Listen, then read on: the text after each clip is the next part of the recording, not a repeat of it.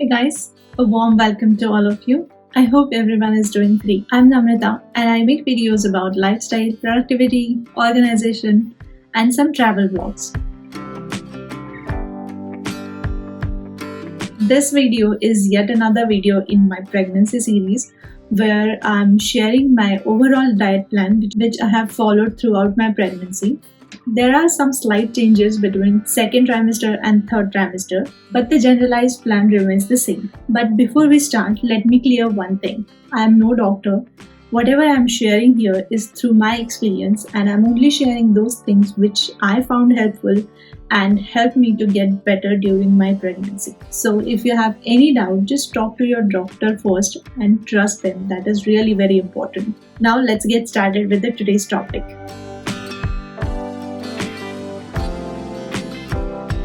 Very important is we need to understand why the diet plan and following it is required. So in my case, like maximum of you, I wasn't really well. I wasn't really following any plan during my first trimester. I was having nausea, I was having constipation, bloating, acidity, and I used to just lie on the bed and that's all. Do nothing, just lie on the bed. But just when it started getting better, I was caught up with the COVID. So basically why is our body goes through n number of changes during this period. And every stage has different food requirements. In first trimester, if you are feeling nauseous, having acidity and constipation, you should be eating very basic and healthy food like chapati, fulki, and lots of cream. And more to this, you should be avoiding the food which increases the acidic level in the body, such as citrus food in my case. I had a habit of taking lemon water first thing in the morning, but since I became pregnant, taking lemon water first thing in the morning was not a good choice. So I realized that eating one piece of toast or eating a small piece of khakra is actually decreasing my acidity level in the morning. But of course, this can be different for you. I just realized in my case that having very dry food first thing in the morning was actually helping me.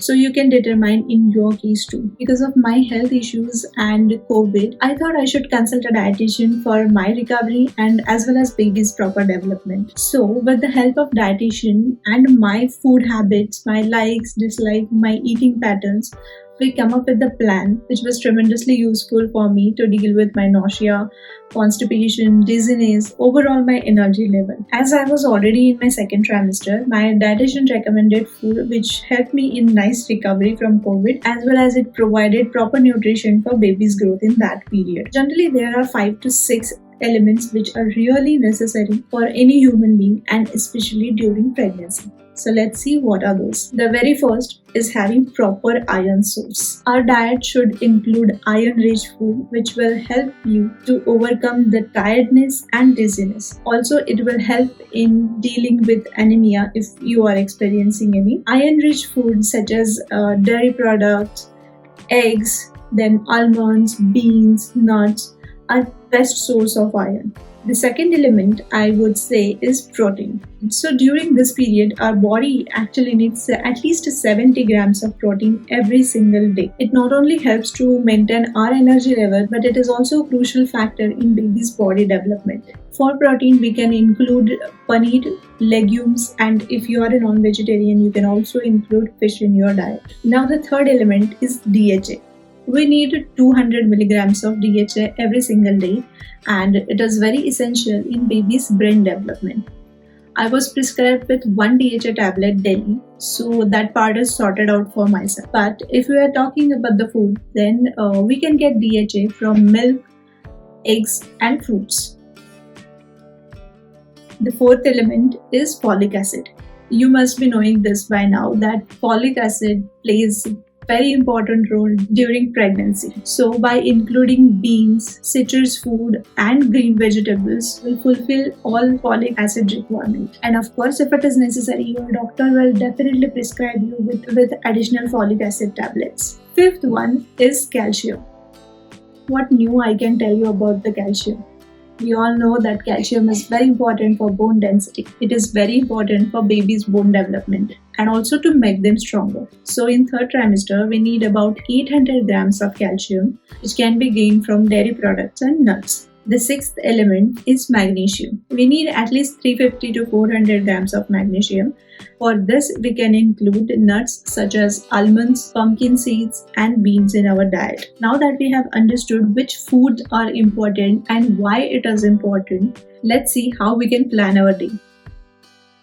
For me, the overall day was divided into 8 meals. Of course, maximum of them were very small portions. As I told you earlier that I had a lot of trouble with nausea, constipation, I had hell of a dizziness, I also had bloating and whatnot. So taking daily food in very small portion after certain time interval was really helpful. The day starts with half cup of milk with D protein and some dry fruits. As we know, second and third trimester requirements are different. So of course the food is also going to be different. At least some items are going to be. But here I'm only trying to share most of the general items. In dry fruits, I'm having 4 to 5 black manuke, 2 almonds, 2 apricots and 2 khari.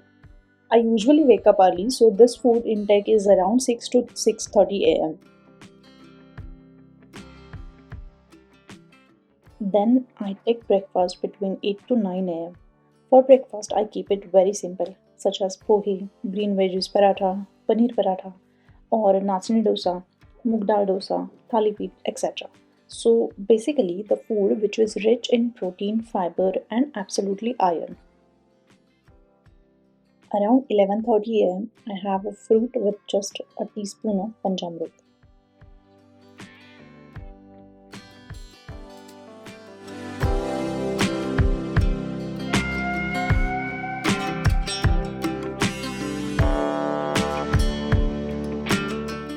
For lunch, I have fixed time and that is between 1 to 1:30 pm. For lunch, I have salad, bhakri or fulke with ghee, green leafy vegetable or any other favorite vegetable, maybe some sprouts or any other vegetable. But mostly I prefer sprouts and green leafy vegetables. I do not eat rice and dal during lunch. Flax seeds or peanut or dry coconut chutney and one small piece of pickle is something that I have every single day in my lunch. Around 4:30 to 5 pm, I take small cup of milk with a diabetic shatavari. Shatavari is really a blessing for women. It is not just antioxidant but it also helps in fighting viral infections, boosts immune system, supports lactation and more importantly in pregnancy that it helps in hormone balancing also. My evening snack time is fixed and that's 6 pm. My snack include one fruit and a boiled egg or any of the snack item in small quantity like a small bowl of pohe or one dosa or dhokla or toast sandwich or tomato omelette or homemade chaat and 1 teaspoon of diabetic chyawanprash. For dinner, I try to keep same as lunch or sometimes I just include dal rice with salad, bhakri or fulka and one of the vegetable with a very small portion of rice.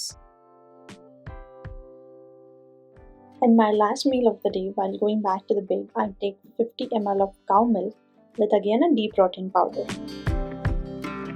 Well, you might feel that this is a lot to follow, a lot to remember, but trust me, once you follow it for 1 week, you will never try to avoid it. I ate small portions of food every short time interval and kept it basic.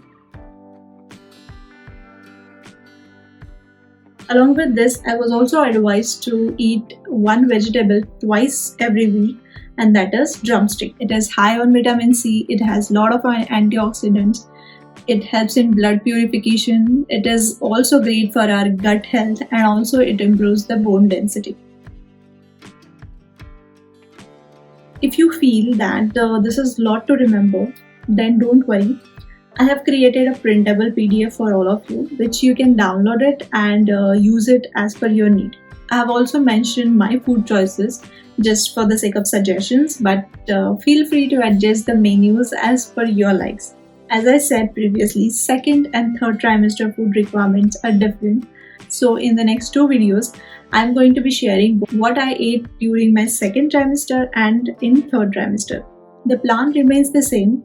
It's just that there are certain food choices and certain quantities which you may find different in second and third trimester. So don't forget to subscribe the channel. I really hope that you liked this video and found it a little bit useful. And if you do so, please hit that like button. It really means a lot. Thank you so much for watching this video and sticking here till end. Now I will wrap up this video and I hope to see you in the next one too. Till then, bye bye.